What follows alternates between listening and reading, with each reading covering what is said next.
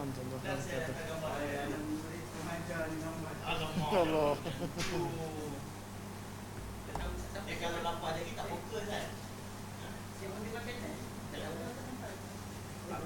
Kalau solat pun kena ni dulu kan, ada masuk.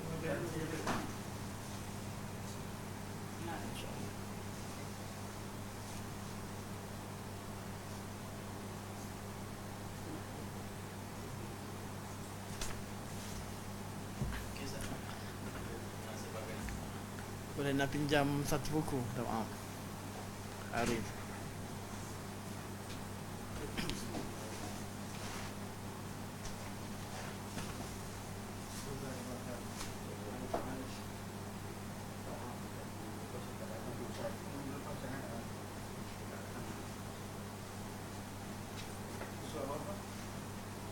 Last week punya 132. ha? 132 kot insya-Allah.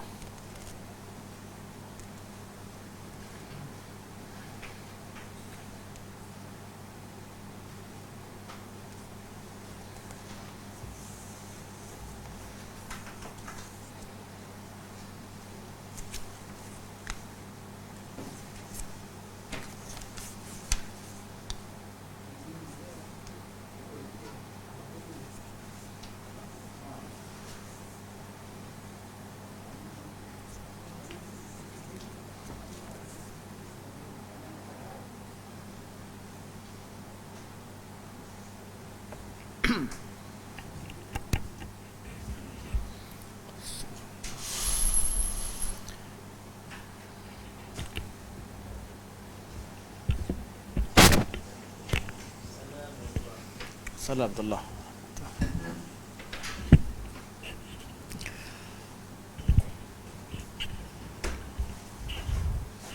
Assalamualaikum warahmatullahi wabarakatuh. Bismillahirrahmanirrahim. Alhamdulillahi rabbil alamin.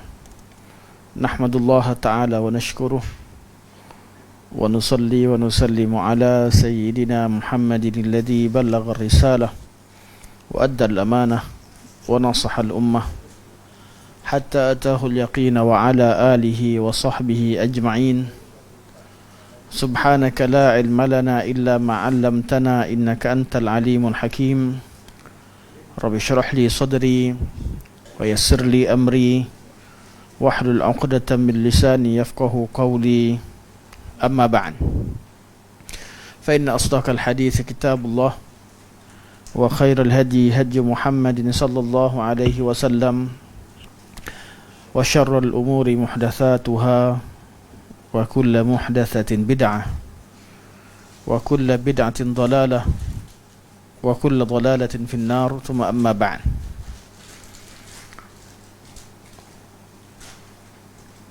Tuan-tuan dan puan-puan yang dirahmati Allah, pertamanya mari kita merafakkan setinggi-tinggi kesyukuran kepada Allah Subhanahu wa taala kerana dengan taufiknya dapat kita hadir dalam majlis ilmu pada malam ini, membaca dan mengupas isi kandungan kitab Syarah Aqidah At-Tahawiyah karangan Imam Ibn Abil Izz rahimahullah, yang diterjemahkan oleh Profesor Dr. Hasnan bin Kasan hafizahullah dan diterbitkan oleh Jabatan Agama Islam Malaysia. Kita berada pada jilid yang kedua. Jilid yang kedua pada muka surat 132. Di dalam topik perbincangan berkaitan dengan makna iman dan Islam. Makna iman dan Islam, ataupun kita kata dalam membincangkan makna Islam, iman dan ihsan sebagai subtopik daripada perbincangan, adakah amalan itu termasuk daripada sebahagian daripada iman. Oleh kerana perbincangan berkaitan dengan adakah amalan termasuk sebahagian daripada iman, dibincangkan dalam mazhab akidah, dan kita dah bincangkan lama perkara ini, dan kita dah tahu bahawa qaul ahli sunnah wal jamaah mengatakan bahawa iman itu adalah segala perkara yang diiktikadkan dengan hati, diikrarkan dengan lisan, dilakukan oleh perbuatan. Dan iman itu bertambah dan berkurang, bertambah dengan ketaatan, berkurang dengan kemaksiatan. Dan ini yang kita tahu. Dan perbincangan kita sekarang tertumpu kepada membidas qaul golongan Murji'ah yang mengatakan bahawa amal itu tidak termasuk dalam iman.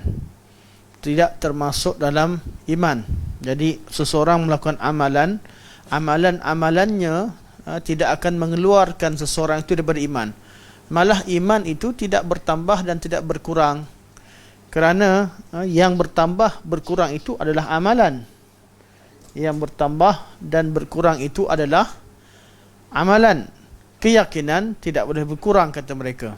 Sebab tu perbincangan kita, daripada perbincangan berkaitan dengan adakah amal masuk ataupun tidak dalam takrif iman, ianya sampai kepada perbincangan bab hadis Jibril alaihi salam yang menerangkan tentang makna Islam, iman dan ihsan.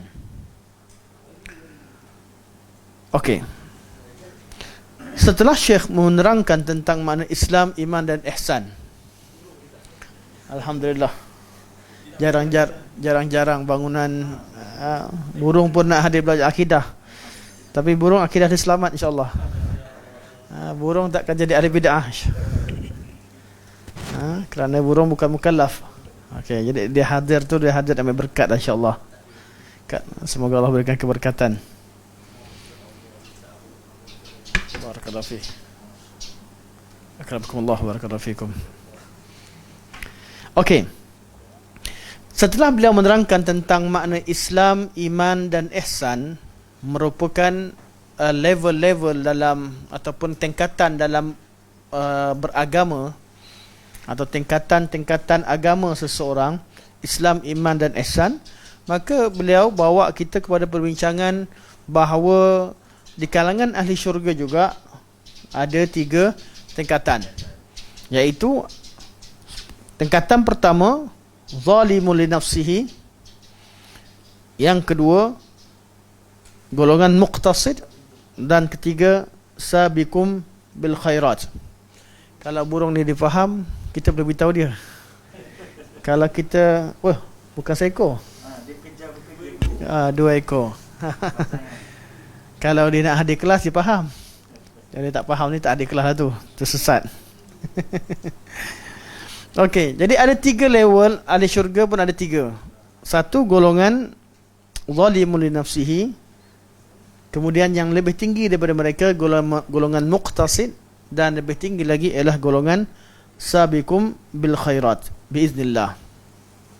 Golongan, kita tahu 3 level ini, ulama berbeza-beza pandangan dan berbeza-beza cara untuk menafsirkan 3 ini. Cuma yang paling mudah faham, golongan zalimul li nafsihi adalah golongan ahli syurga yang mereka memasuki syurga setelah berdepan dengan azab Allah Subhanahu wa taala. Iaitu mereka memiliki kebaikan, memiliki amal buruk, baik dan buruk, dan amal buruknya lebih banyak, menyebabkan mereka dimasukkan ke dalam syurga setelah mereka berdepan dengan azab Allah Subhanahu wa taala.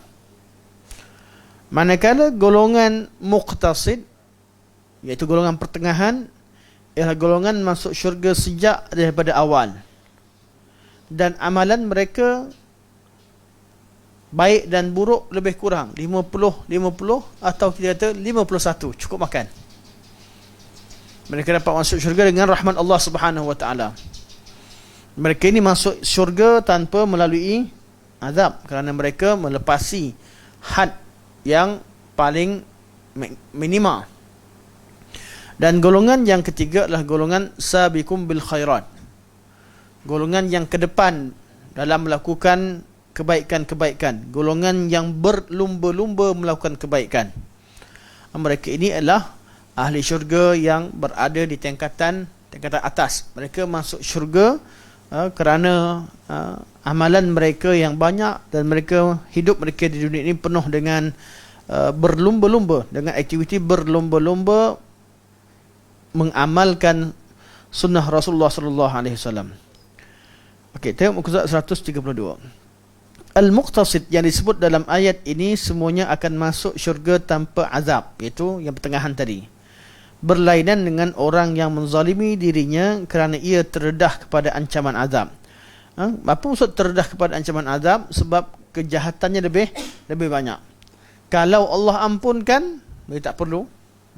Allah tak perlu melalui azab, dia terdedah. Tapi kalau Allah mengambil kesalahannya, Allah Subhanahu tidak ampunkan, Allah kira dan Allah ambil kejahatannya lebih, Allah nak azab dia, maka dia diazab oleh Allah Subhanahu wa taala. Manakala golongan muqtasid dan golongan sabiqul khairat, mereka masuk syurga sejak daripada awal setelah mereka dihisab oleh Allah Subhanahu wa taala. Begitulah orang yang okey. Ini selesai bab sabiqum bil khair. Cerita ni habis kat sini. Muqtasid. Kerana ini contoh Syekh bawa sebenarnya. Syekh bawa contoh perbincangan 3 level ahli syurga itu dengan disesuaikan dengan Islam, iman dan ihsan. Kemudian kita tengok balik semula pada bab Islam dan iman.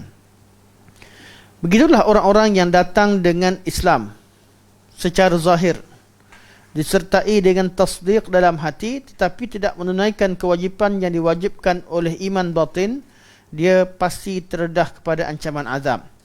Okey. Ni Syekh kaitkan dengan golongan yang melakukan amal-amal zahir yang dikatakan Islam. Yang ni bukan cerita hari akhirat ni. Ni cerita apa? Cerita tentang takrif Islam. Orang yang menyempurnakan rukun Islam, dibuat rukun Islam, itu orang yang datang dengan Islam secara zahir, iaitu rukun Islam lah.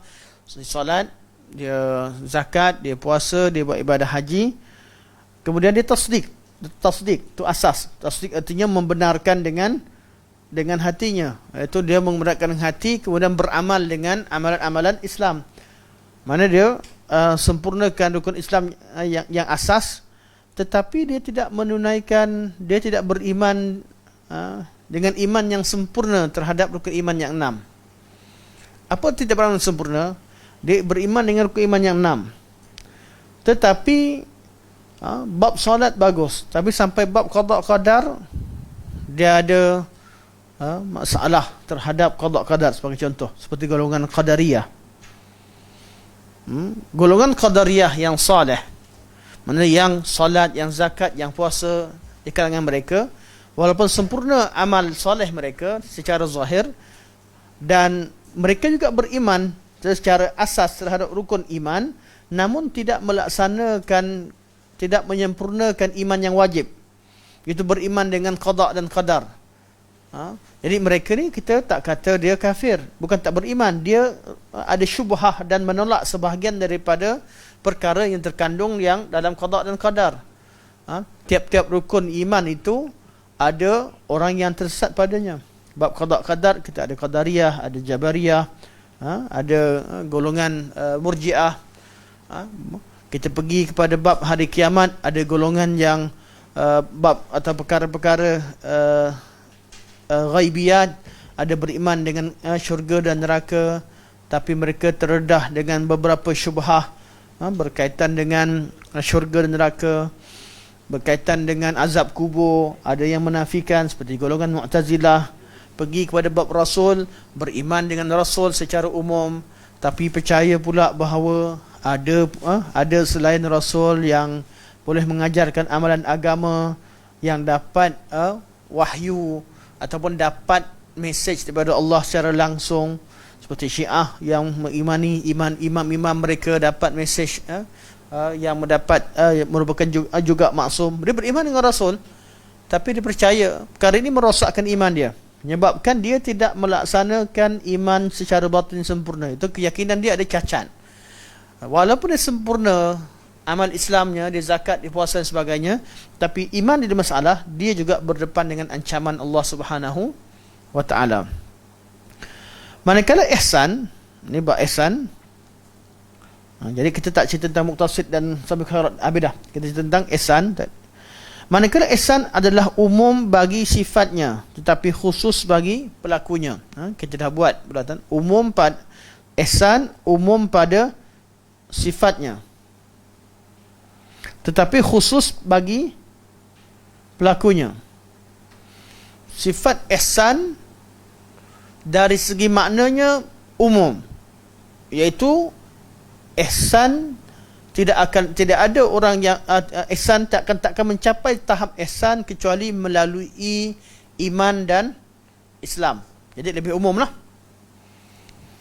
Tiap-tiap orang yang melakukan, orang-orang yang muhsin dari segi sifat ihsan tersebut, pasti dia melalui tahap iman dan Islam. Orang yang solat dalam keadaan ihsan, seolah-olah dia melihat Allah Subhanahu Wa Taala, mestilah dia solat. Mana boleh tak solat? Dia juga mesti faham apa yang dibuat, imannya, baru dia mencapai level ihsan. Jadi ihsan itu umum bagi sifatnya, itu bagi ihsan itu sendiri, tetapi khusus bagi pelakunya. Khusus bagi pelaku artinya apa? Tak semua orang Islam yang jadi muhsin, tak semua orang mukmin jadi muhsin, sebagaimana tak semua orang Islam jadi mukmin, okey, sebahagian sahaja, dan tak semua mukmin jadi muhsin. Jadi lebih khusus dari segi orangnya, pelakunya. Dengan bulatan kita buat itulah. Jadi dari segi sifat ihsan, ihsan tu merangkumi iman dan Islam. Dari segi maknanya, Namun dari segi orangnya, ihsan tu sangat spesifik, sangat khusus. Sangat spesifik, sangat khusus, hanya orang-orang tertentu. Islam ni semua orang buat. Iman lebih khusus daripada orang, dari segi pelakunya lebih sedikit berbanding dengan orang Islam. Manakala pelaku ihsan itu yang mencapai level ihsan lebih sedikit berbanding dengan mencapai level iman. Ini ketika membincangkan tentang bab umum dan khusus. Dan istilah-istilah ini kalau dikekalkan bahasa Arabnya dia jadi lebih cantik, atau dikekalkan, dibuat kurungan sebagainya. Mana sebut a'am min jihati nafsihi, akhas min jihati ahlihi. Itu istilah tersebut sesuai juga untuk kita bincangkan. Ini bab am dan khas. Perbincangan ini dibincangkan dalam ilmu usul, dibincangkan dalam ilmu mantiq, dibincangkan dalam beberapa ilmu yang lain tentang am dan khas, am min wajhin, khas min wajhin dan sebagainya. Jadi dia umum, sifat ihsan umum kalau dilihat dari segi maknanya, merangkumi segala perkara. Tapi kalau lihat dari segi orang yang mencapai level tersebut, dia adalah khusus dan spesifik, khas. Okey. Manakala ihsan adalah umum bagi sifatnya tetapi khusus bagi pelakunya. Sebaliknya iman adalah umum bagi sifatnya. Ni iman Iman sifatnya tetapi khusus bagi pelakunya berbanding Islam. Okey, jelas insya-Allah. Okey. Iman terangkum dalam ihsan dan Islam termasuk dalam iman. Semua orang Islam, semua orang beriman, semua orang yang muhsin pasti dia seorang mukmin, dan semua orang mukmin pasti dia seorang muslim. Tak semua orang muslim dia seorang yang mukmin, tak semua orang mukmin tu muhsin. Dia susunan tersebut. Muhsinun adalah lebih khusus daripada mukminun, dan mukminun lebih khusus daripada muslimun. Okey. Ini sama seperti Rasul dan Nabi. Semua Nabi, semua Rasul adalah Nabi. Tak semua Nabi adalah Rasul, betul? Sebab Allah pilih dari kalangan Rasul, dari kalangan Nabi-Nabinya, hanya sebahagian daripada mereka yang diangkat menjadi Rasul. Jadi artinya apa? Kalimah Rasul dari segi maknanya lebih umum, iaitu bila sebut Rasul, dia ni Rasul, dia juga Nabi. Tapi dari segi ahlinya lebih khusus. Dari segi dari segi keahlian, yang sampai level kerasulan lebih khusus. Lebih khususnya lebih sedikitlah jumlahnya dan lebih spesifik. Ini adalah termasuk dalam rasul. Rasul adalah umum bagi sifatnya, tetapi khusus bagi pemegangnya. Kita fahamlah. Terjemahan ni kita message sampai. Message tu sampai. Tak mudah terjemahkan buku-buku teknikal, buku ilmiah yang secara teknikal. Setiap rasul adalah nabi, tetapi bukan setiap nabi itu rasul. Jadi nak bezakan antara Islam, iman dan ihsan. Kenapa Syekh cerita tentang perkara ini? Sebab ada golongan yang kata orang boleh mencapai level ihsan tanpa perlu pada iman dan Islam. Orang boleh mencapai solat khusyuk tanpa solat. Macam mana nak sampai solat khusyuk tanpa solat? Ini golongan yang memisahkan, yang tafsirkan ihsan terpisah daripada iman dan Islam. Kerana mereka tak boleh gunakan istilah asal, Islam, iman, ihsan. Mereka itu mukadimah saja. Kalau guna kantoi. Sebab apa? Nas syarak itu terpelihara. Jadi mereka terpaksa tukar istilah kepada syariat, makrifat dan hakikat untuk menggantikan erti yang mereka gunakan pada mukadimah kelas mereka, Islam, iman dan ihsan. Dan akhirnya wujud golongan yang menyatakan bahawa agama ini ada 3 level. Dan mereka tak kata agama, mereka orang manusia. Orang beriman itu ada 3 level, ataupun manusia itu ada 3 level. Yang pertama ahli syariat, yang kedua ahli makrifat, dan ketiga ahli hakikat. Ahli hakikat tak terikat dengan syariat. Artinya dia boleh khusyuk tanpa solat. Dia boleh tahu perkara ghaib tanpa melalui dalil, tanpa melalui Rasulullah sallallahu alaihi wasallam. Orang yang terikat dengan syariat, terikat dengan ajaran Nabi itu dinamakan sebagai ahli syariat. Mereka adalah ahli makrifat yang dapat direct daripada Allah. Jadi ilmu yang dapat melalui Nabi ni ilmu syariat, ilmu yang mereka dapat direct daripada Allah dipanggil ilmu laduni, ilmu makrifat secara laduni. Kumpulan ini kumpulan yang jahil, namun mereka meletakkan kejahilan mereka melebihi dakwaannya, seolah-olah mereka ni lebih tinggi levelnya daripada ahli syariat. Termasuk Rasulullah sallallahu alaihi wasallam dikategorikan sebagai ahli syariat. Maka kita dengarlah kisah mengagungkan Khidir lebih daripada Musa, mengagungkan wali-wali lebih daripada Nabi dan Rasul. Itu berlaku dalam kaul mereka. Kerana apa? Asasnya, walaupun perkataan ini tak tergamak siapa pun yang nak berkata dengannya pada asalnya, namun oleh kerana asas ilmu yang mereka wujudkan itu bawa ke arah situ, akhirnya wujud golongan yang menyatakan bahawa Nabi itu lebih mulia, Rasul itu wali itu lebih mulia daripada Nabi. Sampai begitu, masalah ini ada khilaf.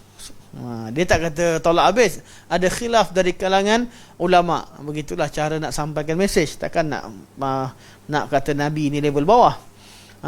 Dan perkara ini bagi masyarakat awam ataupun orang dari pengikut mereka sendiri, peringkat awal tak akan didedahkan, sebab akan ditolak begitu saja. Namun mereka dekati orang awam dengan apa? Dengan banyakkan amal. Golongan ini golongan tak pentingkan amal. Tapi macam mana cara nak tarik crowd?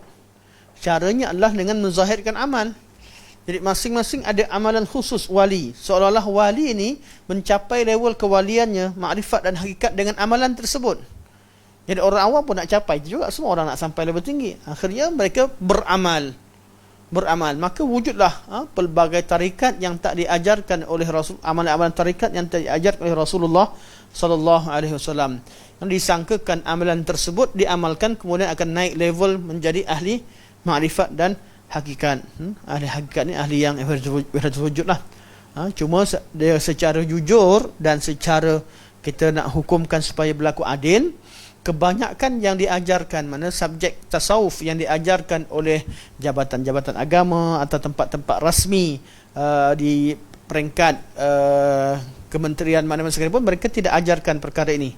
Mereka tidak ajarkan tasawuf yang berbentuk begini, atau syllabus itu terhad kepada kebiasaannya tasawuf yang diajarkan oleh Rasulullah SAW. Bukan tasawuf lah, tazkiyatun nafs kalau kita tukar istilah, iaitu berkaitan dengan sabar, tawadhu', berkaitan dengan ikhlas, berkaitan dengan khusyuk dan sebagainya. Okey. Okey. No problem. Okey, insyaAllah. Jepam kita.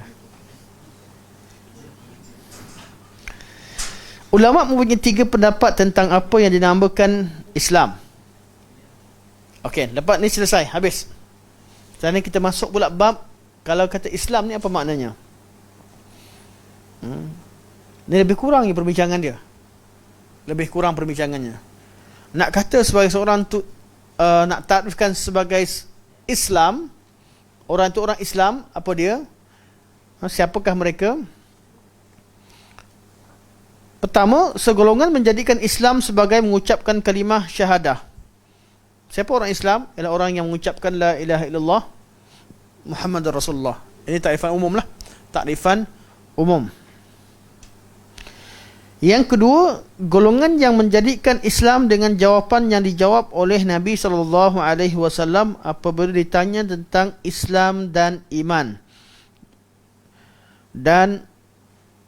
Yang baginda SAW mentafsirkan Islam dengan amalan-amalan zahir dan iman sebagai beriman dengan enam usul. Walaupun dalam teks asal sebut 5 usul, tak sebut 6.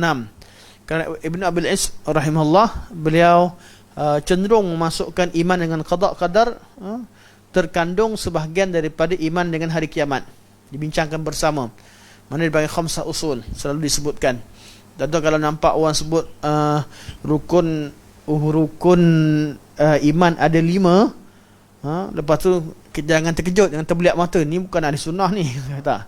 Bila mereka kata rukun iman ada 5, maksudnya mereka masukkan iman dengan qada qadar dalam bab iman dengan hari kiamat. Kenapa? Asas kepada iman qada qadar adalah beriman dengan hari kiamat. Kenapa kita boleh redha dengan qada qadar? Sebab kita beriman hari kiamat. Allah bagi kita sakit, kita doa nak sembuh, tak sembuh-sembuh. Penyakit tu kekal. Jadi kita kekal, kita masih terus menerus berdoa dan kita terus redha. Kita nampak hikmahnya kan? Hikmahnya pasti Allah akan balas hari akhirat. Jadi hikmah yang pasti kita nampak, yang tak perlu kita duk cari apa hikmah di sebalik ini, bila tengok hari akhirat. Kalau tengok kat dunia ni, kita tengok kenapa tak sembuh-sembuh. Lama dah aku doa ni. Lama aku doa. Tak dapat-dapat juga. Tak sembuh-sembuh juga. Aku dah usaha dengan asbab kauniyah, asbab syar'iyah semua sekali, tak dapat juga si minah tu. Kan? Doa tak ada. Dengan pikatnya, dengan macam-macam buat. Last sekali dapat ke orang lain. Jadi kalau tidak didasari dengan iman dengan hari kiamat, kadang-kadang seseorang tak nampak hikmah di sebalik musibah. Hikmah di sebalik musibah, yang pertama sekali, hikmah yang jelas yang kita semua tahu adalah apabila kita beriman dengan hari akhirat. Bila beriman akhirat, selesai. Orang yang sakit boleh terasa tenang. Orang yang timpa dengan musibah terasa tenang. Orang yang dibunuh sekalipun, dizalimi, dan dia doa untuk Allah angkatkan musibah pada dirinya, tapi akhirnya dia terbunuh dalam musibah tersebut, tak terangkat, tetap rasa tenang sebab ianya sebahagian daripada beriman dengan hari akhirat. Sebab tu sebahagian daripada ulama menjadikan iman dengan qada qadar termasuk dalam bab iman hari akhirat. Nanti baru mereka pecahkan dua. Kenapa begitu? Kenapa mereka buat sebutkan begitu, sedangkan dalam Al-Quran jelas, dalam hadis Jibril jelas disebutkan, Nabi sebut bahawa iman itu ada 6, betul? Sebab beriman dengan qada dan qadar tidak disebutkan sekali dalam ayat Quran Karim. Dalam ayat Quran akan disebutkan 5 usul. Qada qadar dimasukkan dalam rukun iman dengan pensabitan daripada hadis Nabi SAW. Kenapa mereka namakan 5 usul? Sebab kalimah ini sering disebut oleh ulama tafsir dalam menterjemahkan rukun iman. Kullun amana billahi wa malaikatihi wa kutubihi wa rusulihi wal yaumil akhir. Kat mana qada qadar? Tak disebut. Sebab termasuk beriman dengan hari akhirat. Itu nama al-usul khamsah yang perlu diimani dalam bab iman. Jadi perkara itu tidak menjadikan kita mengeluarkan beriman qada qadar daripada kewajipan, daripada rukun. Sebab cuma ada yang letakkan qada qadar sebab masuk dalam iman dengan hari akhirat. Cuma lebih mudah, lebih mudah untuk kita faham, kerana beriman hari kiamat terlalu luas skopnya. Yang kita ambil ringkasan yang dibuat oleh Nabi SAW ketika ditanya oleh Jibril. Itu antara hadis terakhir. Nabi mudahkan, Nabi fahamkan rukun. Nabi sebut rukun Islam, rukun iman dan ihsan. Dan jelas tu jawab itu paling mudah lah dari segi umum. Namun kenapa istilah usul khamsah yang wujud? Kerana berdasarkan kepada ayat Al-Quranul Karim.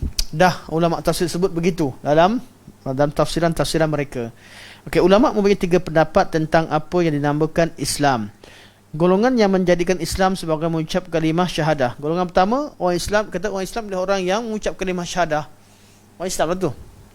Golongan yang kedua, diterjemahkan Islam dengan takrifan rukun Islam yang 5, iman dengan rukun iman yang 6, atau dengan 5 usul. Segolongan lain menjadikan Islam sebagai sama erti dengan iman. Ini pandangan yang ketiga. Islam adalah iman, iman adalah Islam. Perbincangan kita sekarang bukan dalam bab iman yang datang bersendirian. Tetapi nak dikatakan, mereka kata kalau Islam dan iman diletakkan sekalipun maknanya seerti. Ini siapa? Pandangan golongan Murji'ah. Kita kata apa? Islam, iman dan ihsan, kalimah-kalimah ini kalau disebutkan secara bersendirian, dia merangkumi semua makna. Contoh kita kata fatahrir raqabatin mu'minah. Bagi siapa yang melakukan dalam kesalahan kafarah, ialah antaranya memerdekakan hamba perempuan yang mukminah. Di perempuan yang mukminah ni siapa? Dia lah muslimah, perempuan muslim lah mukminah tu. Dia tak ada beza antara Islam dan iman apabila disebutkan kalimah mukminah tanpa diletakkan bersama muslimah. Jadi pada tempat ini tak ada khilaf. Di kalangan ulama. Bila disebutkan kalimah Islam, dialah Islam itulah iman, Islam itulah bir, Islam itulah taqwa, Islam kebaikan, semua sekali masuk. Mana kita panggil orang-orang yang bertakwa. Orang bertakwa tu orang Islam lah. Orang bertakwa tu orang beriman lah. Orang bertakwa tu orang buat baik lah. Orang yang buat bir, ataupun orang yang melakukan amal soleh, semua sekali masuk. Merangkumi semua, bukan setakat 3 kalimah Islam, iman, ihsan saja, termasuk kalimah bir, kalimah taqwa, kalimah, ataupun kita kata orang-orang yang beragama dengan agama Allah secara umum, masuk semua. Namun bila didekatkan, diperincikan, ketika kata Islam, iman, ihsan, taqwa, bir, al-ithmu wal-udwan, kita kata al-adl wal-ihsan, bila dah dirapatkan semua sekali istilah tadi, diletakkan bersama, tiap-tiap istilah mempunyai makna yang tersendiri. Bagi bab Islam dan iman, kata golongan Murji'ah, mereka kata Islam dan iman letakkan dekat sekalipun maknanya sama. Maknanya sama. Islam adalah iman, iman adalah Islam. Di sini perbezaan. Di sinilah perbezaan antara mazhab Ahlussunnah dalam memahami makna Islam dan iman dengan mazhab Murji'ah. Ahlussunnah kata kalau diletakkan sekali, bila didetailkan maknanya, Islam maknanya adalah amal-amal yang zahir, iman adalah amal yang batin, atau beriman dengan usul sittah atau usul khamsah, beriman dengan arkanul iman, rukun-rukun iman. dan yang furuk-furuknya. Ni usul. Mana furuknya? Furuknya lah. Kalau cerita tentang hari kiamat, furuknya beriman dengan azab kubur, beriman dengan wujudnya syurga dan neraka, semua sekali furuk daripada hari akhirat. Okey, maksud tu nama usul. Usul ni artinya apa? Kalau kita beriman hari kiamat, ni usul. Furuknya apa? Beriman dengan syurga, dengan neraka, dengan malaikat yang jaga syurga, neraka, sifat syurga, sifat neraka, beriman dengan ayat-ayat Allah berkaitan hari kiamat secara umum. Dia kembali kepada 6 usul. Jadi ahli sunnah bezakan. Islam maknanya lain, iman maknanya lain. Jadi kalau tengok pada 3 pandangan yang disebutkan sini, yang mana pandangan ahli sunnah? Pandangan yang kedua. Pandangan yang kedua. Pandangan pertama juga umum. Mereka kata siapa ucap kalimah syahadah orang Islam. Siapa yang beramal dengan Islam betul-betul jadi orang beriman. Betul jugalah. Tapi tidak seberapa detail. Jadi jawapan yang paling sesuai adalah jawapan yang Nabi jawab. Apa dia Islam, apa dia iman. Nabi terangkan Islam dengan rukun Islam yang 5 dengan amal zahir, dan iman dengan rukun iman yang 6, iaitu beriman dengan 6 usul. Ini jawapan yang paling utama. Ini jawapan ahli sunnah wal jamaah ketika didetailkan atau diperincikan. Untuk golongan murjiah, mereka kata sama ada sebut bersendirian ataupun diperincikan, Islam dan iman ni sama sahaja, tak ada beza. Tak ada beza. Islam dan iman itu Islam adalah iman itu sendiri. Iman adalah Islam itu sendiri. Kenapa perkara ini berlaku? Kita baca seterusnya. Okey. Segolongan lain menjadikan Islam sebagai sama erti dengan iman. Mereka menjadikan makna sabda Rasulullah sallallahu alaihi wasallam, Islam ialah syahadah dan mendirikan sembahyang sehinggalah menunaikan ibadah haji sampai akhir. Mereka jadikan apa? Sebagai syiar-syiar Islam. Jadi kalimah Islam, Nabi kata al-Islamu an tashhadu an la ilaha illallah wa anna Muhammadar Rasulullah wa tuqimas salah wa tu'tiyaz zakah wa tasuma Ramadan wa tahujjal baita in istata'ta ilaihi sabila. Yang Nabi sebut begitu, yang rukun Islam yang 5 tu dia kata sebenarnya bukan Islam tu. Artinya syiar Islam. Syiar artinya apa? Lambang-lambang. Syiar Islam. Islam itu terlihat, terzahir dengan 5 perkara. Sedangkan Islam sebenar ialah yang dalam hati. Mana iman lah. Iman dalam hati. Terzahir hanya sebagai syiar, bukan rukun Islam yang tersendiri. Bukan rukun, dia hanya sebagai syiar. Sebab tu mereka katakan rukun Islam itu adalah syiar Islam. Mereka terhadkan takrif Islam pada syiar. Syairul Islam. Kalau kita dengar syiar Islam adalah syiar Islam. Salat, kalimah syahadah adalah syiar. Salat adalah syiar. Puasa adalah syiar. Haji adalah syiar. Zakat adalah syiar. Betul ke tidak ni syiar? Betul lah syiar. Tapi bukan syiar saja. Dia adalah rukun Islam. Rukun dan syiar Islam. Bukan syiar saja. Dia rukun yang tersendiri. Dan dia sendiri adalah iman yang umum. Orang beriman takkan menjadi iman kecuali beramal dengannya. Dia iman, sebahagian daripada kandungan iman itu sendiri. Tapi mereka kata tak, Islam sebenar hanyalah yang ada dalam hati, iaitu iman. Manakala Islam ni hanya syiar. Hanya syiar. Nampak lebih kurang. Kita tak detailkan, nampak lebih kurang je. Kita pun pening nak tengok. Kenapa nak bincang macam ni? Bincang detail ni bukan kosong, tak. Dia ada benda lain. Dia ada lain. Yang hujungnya keluar, kita dah belajar, hujungnya keluar, nak terima tauhid 3 ke tidak contohnya. Yang melibatkan amal dan sebagainya. Nanti ada natijah-natijahnya. Hujungnya, walaupun bab ini tak berkaitan tauhid 3 pun, dia lebih kepada bab istisna dengan iman dan sebagainya, akan kita bincangkan nanti insya-Allah. Perbincangan bukan kosong. Di sebaliknya akan mengeluarkan natijah. Hatta kalau bab Imam Ahmad berdebat dengan golongan Mu'tazilah sekalipun berkaitan dengan sifat kalam. Bukan sifat kalam itu saja. Dia akan mengeluarkan natijah yang lain. Bagi ahli ilmu, mereka dari situ lagi mereka dah berjuang. Sebab kalau kita kalah istilah, macam undang-undang lah. Orang belajar undang-undang. Dia bila salah takrifkan satu istilah undang-undang, penghujungnya dia akan melibatkan keputusan hakim. Betul? Bila istilah. Jadi sekarang ni bab istilah ni penting. Sebab dia melibatkan tafsir Quran itu sendiri. Melibatkan tafsir hadis-hadis Nabi SAW. Jadi mereka sangat detail. Jadi golongan ni kata apa? Islam, Nabi kata al-Islamu an tashhadu an la ilaha illallah. Sebenarnya kalimah asalnya adalah sya'airul Islam an tashhadu an la ilaha illallah. Mana ditakdirkan atau diandaikan sebenarnya ada perkataan sya'airul Islam, cuma Nabi tak sebut.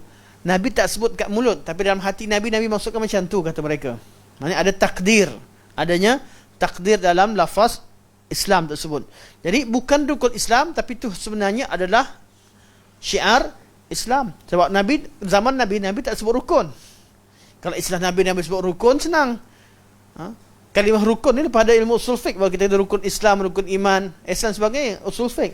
Zaman Nabi cuma kata al-Islamu, Islam adalah an tashhadu an la ilaha illallah wa anna Muhammadar Rasulullah, begitu. Al-imanu an tu'mina billahi wa malaikatihi wa kutubihi. Lafaz asal dalam hadis tak sebut kalimah rukun. Rukun yang ditafsirkan bahawa perkara yang mesti ada dalam satu perkara, kalau tak ada runtuhlah sebagainya. Ini semua baru wujud pada istilah-istilah selepas wujudnya ilmu usul, untuk memudahkan kita untuk membincangkan soal-soal ilmiah. Sebab tu teks yang asal terbuka kepada pentafsiran. Kalau betul tafsiran tersebut, maka betul lah. Kalau tak betul istilah yang syarak tersebut, maka akan melahirkan natijah yang salah. Okey. Jadi mereka kata al-Islam di situ adalah syiar-syiar Islam, iaitu solat, ucap kalimah syahadah dan rukun Islam yang lain, 5 rukun adalah syiar-syiar Islam. Islam sebenar adalah iman. Sebab iman adalah Islam, Islam adalah iman. Dan iman kat mana? Iman dalam hati. Dalam hati kat mana? Membenarkan. Membenarkan hati, iman lah tu. Itulah Islam. Betul kata Syekh, di samping mereka mengatakan iman ialah tasdik dengan hati, kemudian mereka mengatakan Islam dan iman satu makna atau satu yang sama. Maka dengan itu Islam adalah tasdik. Iman pun tasdik, Islam pun tasdik. Iaitu mereka, sebab itu mereka menolak amal. Ini tidak pernah dikatakan oleh seorang ahli bahasa pun. Mana ada Islam maknanya tasdik, mana pernah wujud, mana kamus dalam siapa kata Islam itu tasdik?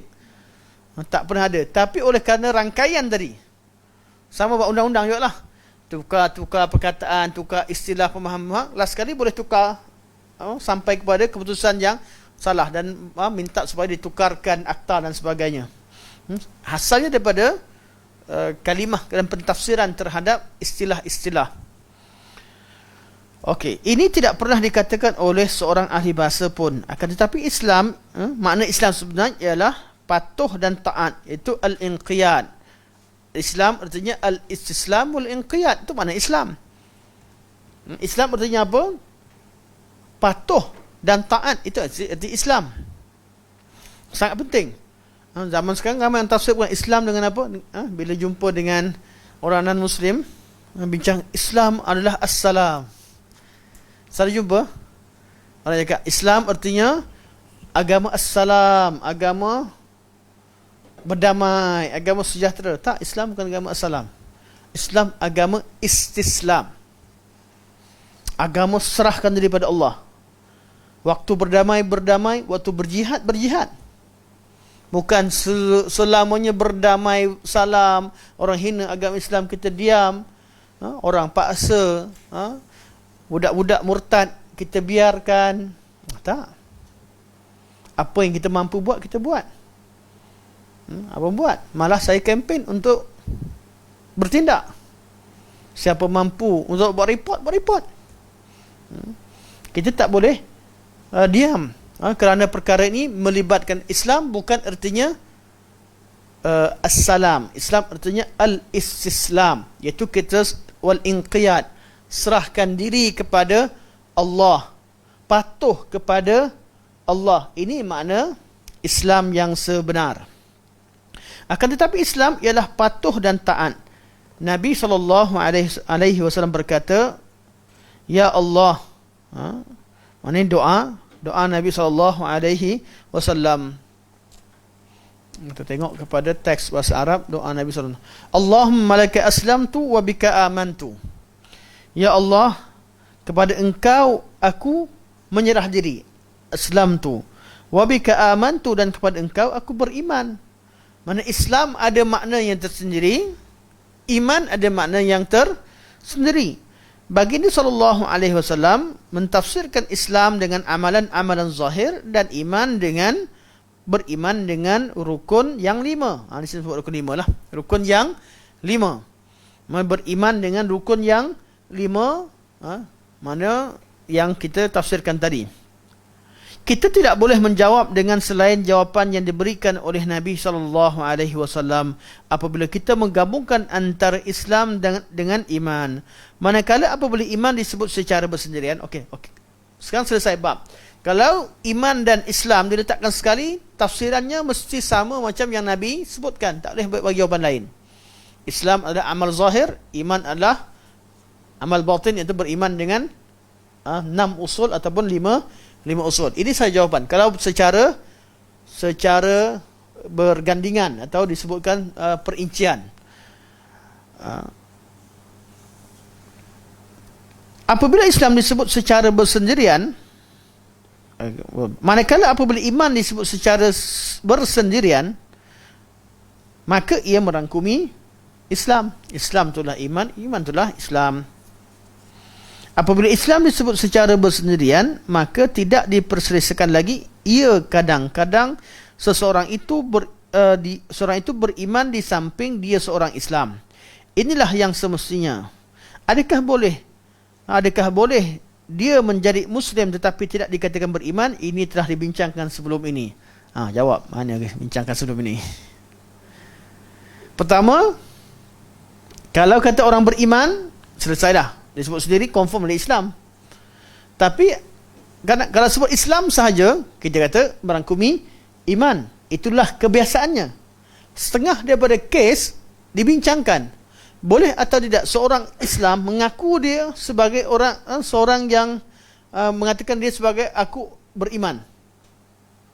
Ataupun kalimah Islam dia kata aku sebagai Muslim tak masuk dalam bab, tak masuk iman. Boleh disebut secara bersendirian. Ini telah pun dibincangkan. Maka kita cari ringkasannya. Ini baru jilid pertama. Semua tak buat buku jilid pertama. Kita dah bincangkan perkara ini sebenarnya beberapa tahun yang lalu. Lama dah kita bincang perkara ini. Secara umumnya, ketika Allah Subhanahu, kita tengok pada muka surat 135, ambil ayat tu je.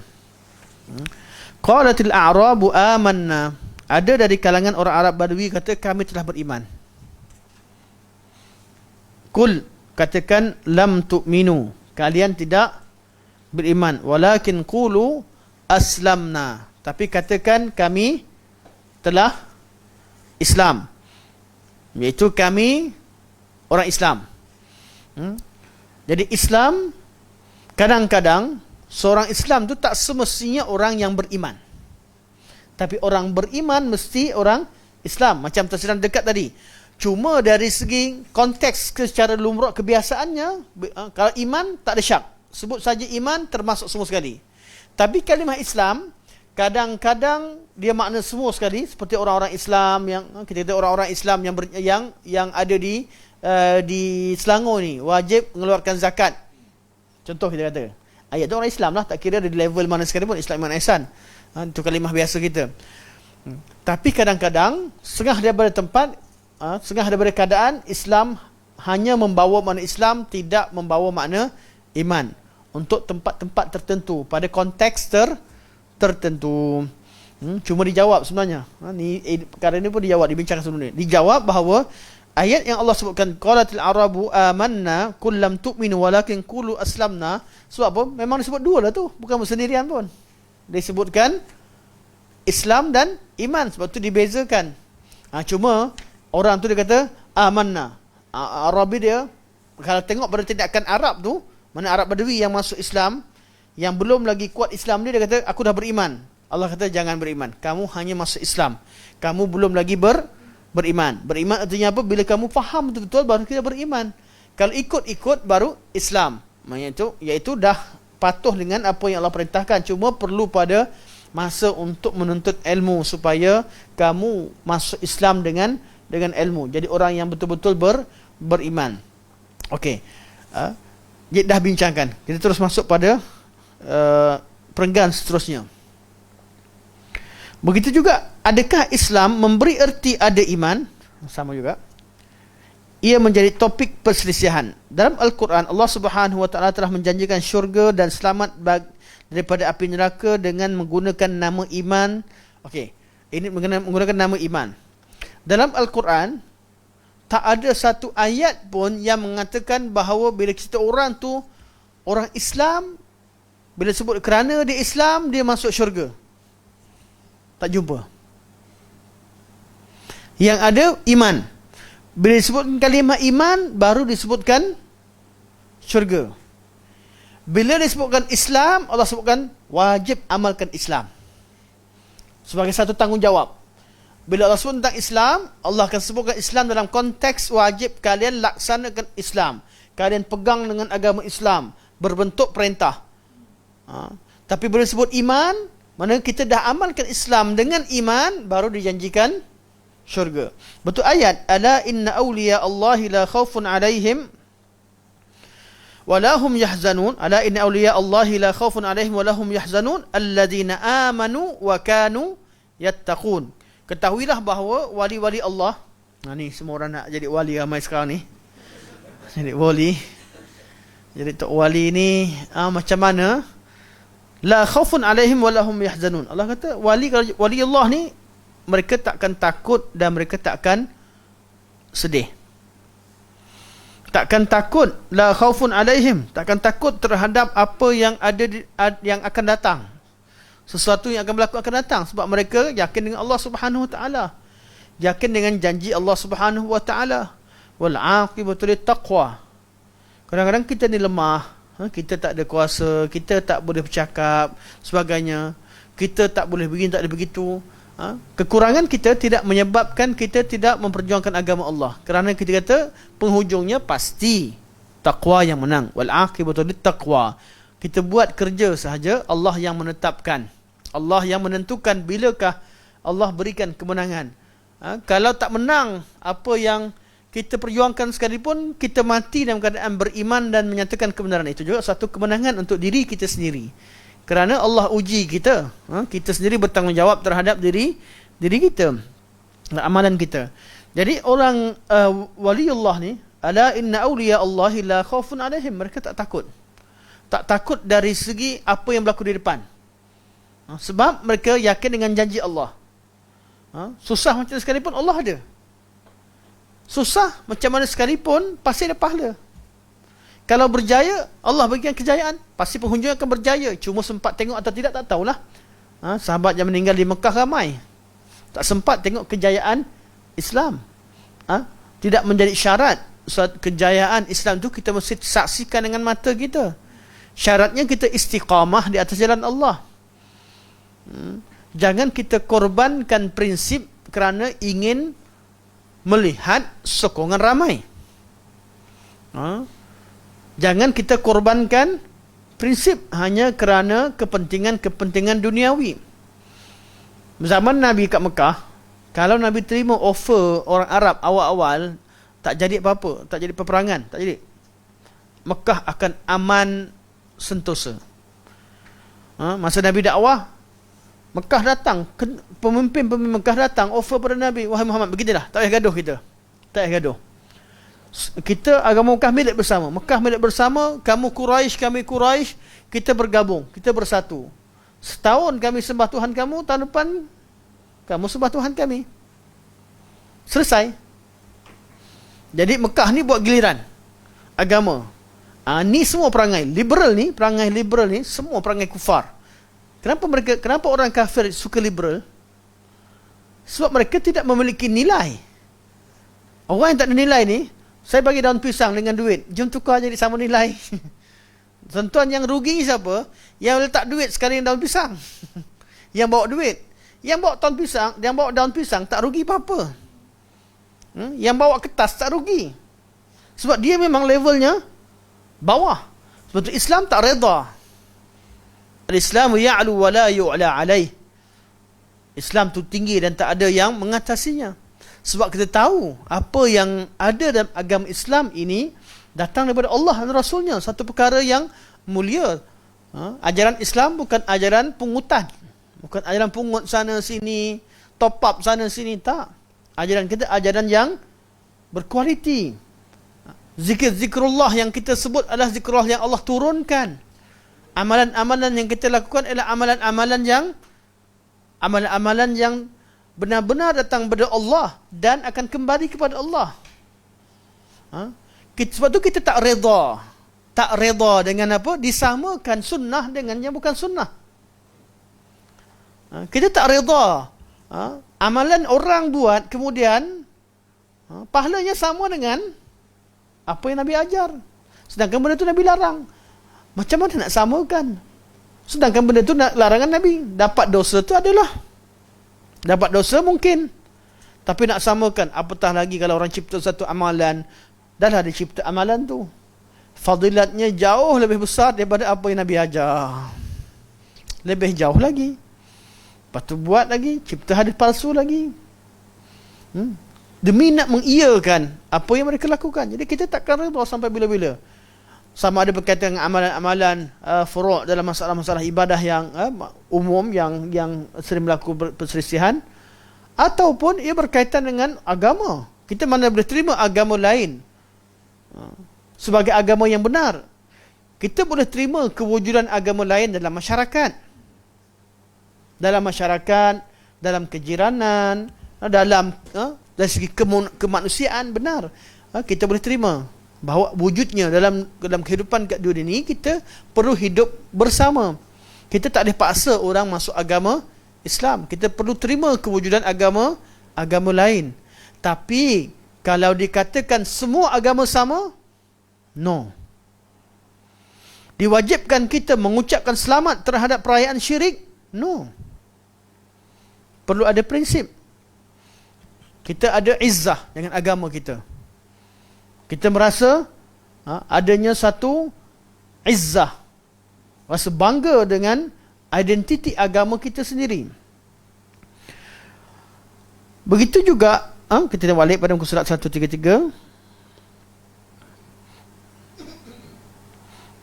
Allah Subhanahu Wa Taala ketika menjanjikan janji-janji syurga atau ketenangan atau keselamatan di hari akhirat, Allah janji terhadap orang-orang yang beriman.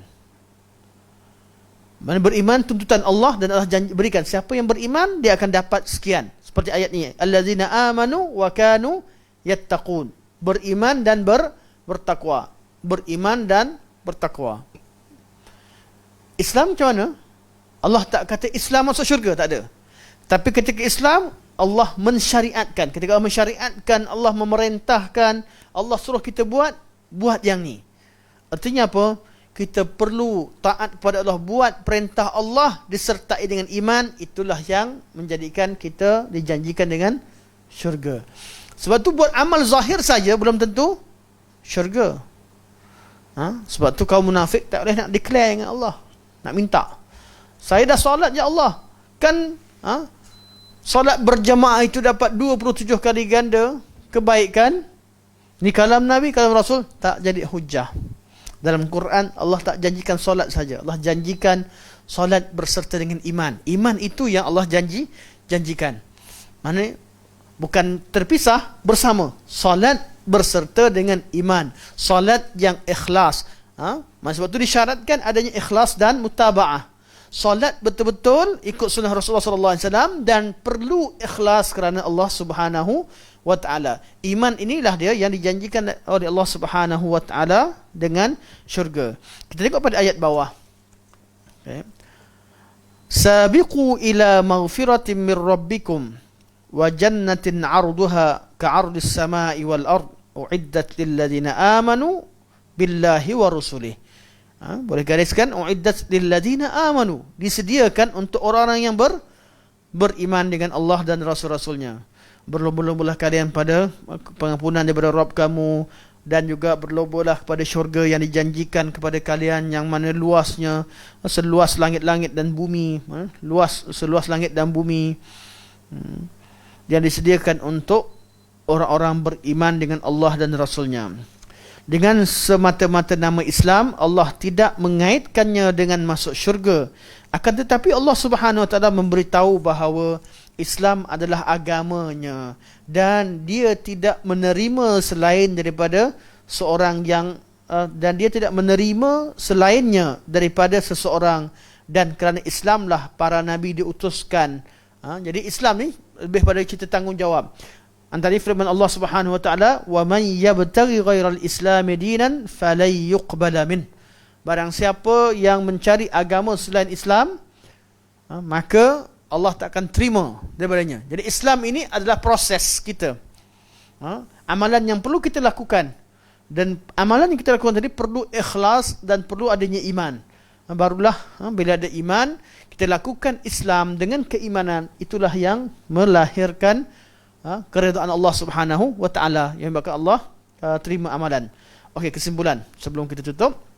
Kesimpulannya, maksud apabila Islam diiringi dengan iman tidak sama dengan maksud apabila salah satunya disebut secara bersendirian. Perumpamaan Islam dan iman sama seperti dua kalimah syahadah. Ini kita bincangkan pada pertemuan akan datang. Boleh Uncle? Saya buat tanda sikit. Hari ini saya buku pinjam. Tak sempat balik rumah. Kejarkan jadual. Jadi tak sempat balik rumah. Terima kasih, barakallahu fikum. Kita buka pada soalan. Sedangkan Nama Rizal. Assalamualaikum warahmatullahi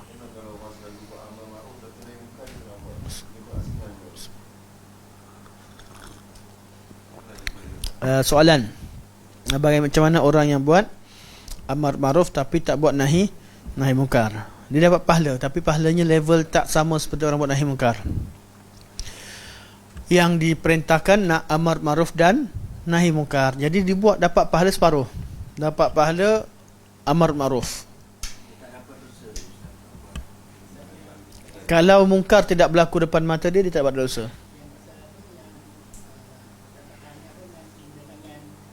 Ya. Kalau berlaku depan mata dia, man ra'a minkum munkaran, berlaku depan mata dia, dia tidak cegah ketika dia berdosa. Man ra'a minkum munkaran falyughayyirhu biyadihi. Siapa yang nampak kemungkaran, mana berlaku depan mata, dia perlu ubah dengan tangan. Fa illam yastati', artinya kalau dia mampulah.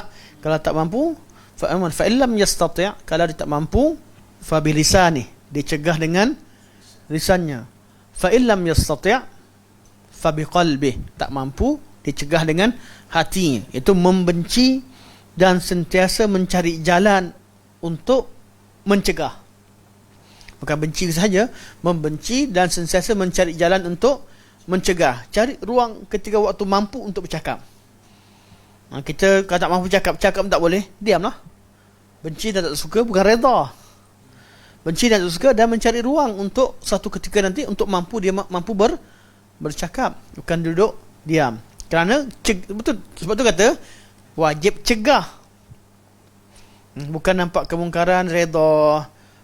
Apa yang berlaku banyak masalah, ramai orang redha dengan maksiat, kemudian mencela orang yang melakukan nahi mungkar. Apa yang dicela, mereka tak jadikan celaan mereka berdasarkan kepada nas. Mereka akan menghukum hati orang. Jadi kalau orang sering sebut khurafat, bid'ah, syirik, benda ni salah, kata inilah belajar, makin lama hati makin busuk. Nampak salah orang je. Dia lain jadinya. Dia pergi lain perginya. Apabila mereka tidak melakukan nahi mungkar dan redha dengan kemungkaran, mereka akan menisbahkan orang yang melakukan nahi mungkar sebagai orang yang berpenyakit hati. Dan ini sering dilakukan oleh golongan ahli bid'ah terhadap ahli sunnah wal jamaah. Pemecah belah.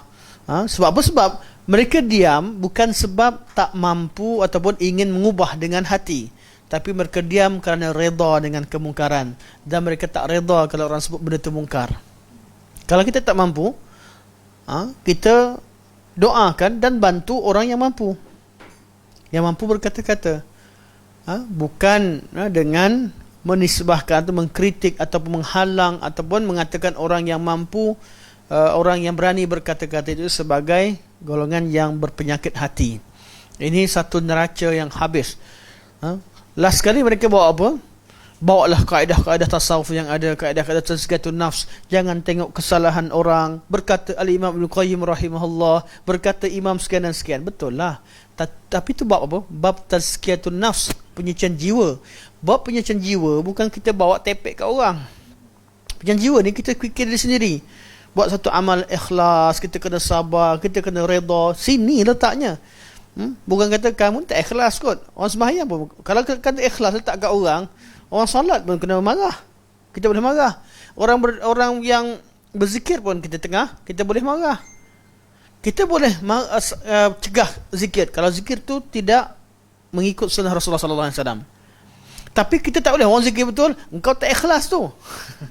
Dan inilah yang dilakukan oleh golongan al-bid'ah. Mereka bawa bab amar ma'ruf nahi, mereka ketika cerita bab mereka hilangkan syiar Islam, iaitu nahi mungkar.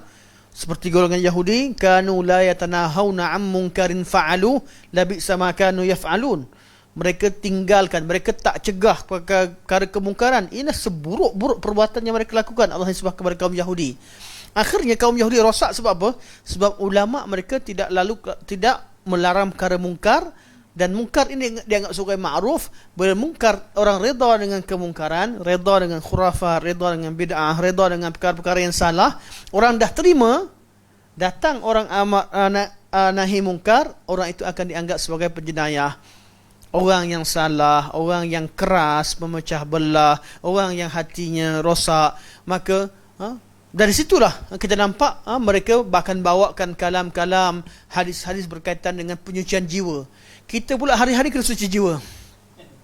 Orang yang menyampaikan kebenaran perlu kena sucikan jiwa. Asyik-asyik kena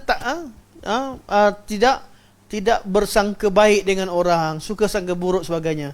Sangka baik, sangka buruk itu bawa balik diri kita, untuk diri masing-masing.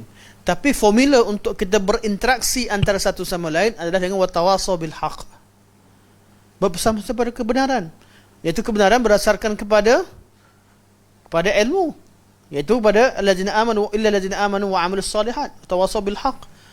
Inilah formula sebenar. Siapa yang betul, siapa salah.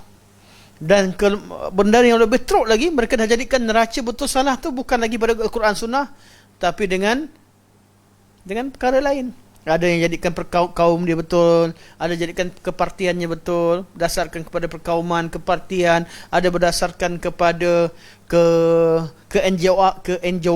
NGO-an. Kan, kalau yang buat tu NGO aku, okey. Ini semua kita perlu benteras dalam diri kita. Kita tak boleh hukumkan orang. Orang cakap tak isi hati. Tapi untuk bercakap orang, kita hanya bincangkan yang mana betul salah berdasarkan Quran Sunnah. Hati dia kita tak hukum. Bab hati kita bawa ke diri kita. Tapi bab amar ma'ruf nahi mungkar, Allah kata kalau berlaku kemungkaran kita cegah. Jadi hukum jelas. Bila salah letak, kita nampak semua kumpulan bawa Quran, semua kumpulan bawa hadis. Macam mana ayat nampak seolah-olah agama bertentangan? Sebab sebenarnya agama, ayat Quran tu perlu difahami sesuai dengan tempatnya. Bila kita salah letak, kita akan jadi keliru. Wallahu a'lam. Tafadhal. Yang saya kata Islam tadi kan, masuk Islam dari segi Islam, maksudnya yang saya kata tadi tak ada batul. Tak ada batul dari segi makna bahasa. Al-Islamul inqiyad. Kalau orang jelaskan daripada segi bahasa ni, daripada Islam yang masuk macam sejahtera, aman, damai tu, dia salah. Sejahtera, aman dan damai hasil daripada istislam. Maknanya kesan daripada istislam wal inqiyad. Kalau kita serahkan daripada Allah, maka datanglah assalam. Bukan assalam tu sendiri makna Islam. Islam, assalam adalah kesan daripada mengamalkan Islam. Kalau kita amalkan syariat Allah, adanya assalam. Kalau kita istislam kepada hukum Allah dan kita inqiyad terhadap hukum Allah, tak pada Allah, maka terhasillah assalam. Itu cara tafsiran yang betul. Tidak menafikan Islam itu agama assalam, dan dia kata kesannya membawa kepada kesejahteraan. Tapi bukan mengatakan bahawa makna Islam adalah assalam. Makna Islam adalah al-istislam wal inqiyad. Jelas? Dari situ kita nampak keutamaan. Islam akan terhasilnya keamanan. Walaupun kadang-kadang berlakunya jihad. Kadang-kadang berlakunya amar ma'ruf nahi mungkar, bukan aman saja. Sebab kita asasnya adalah al-istislam wal inqiyad. Taat dan patuh. InsyaAllah sampai sini saja. Soalan ditutup. Subhanakallah wa hamdika asyhadu an la ilaha illa anta astaghfiruka wa atubu ilaik. Wa sallallahu ala sayyidina Muhammad wa ala alihi wa sahbihi wa baraka wa sallam. Walhamdulillahi rabbil alamin. Assalamualaikum warahmatullahi wabarakatuh.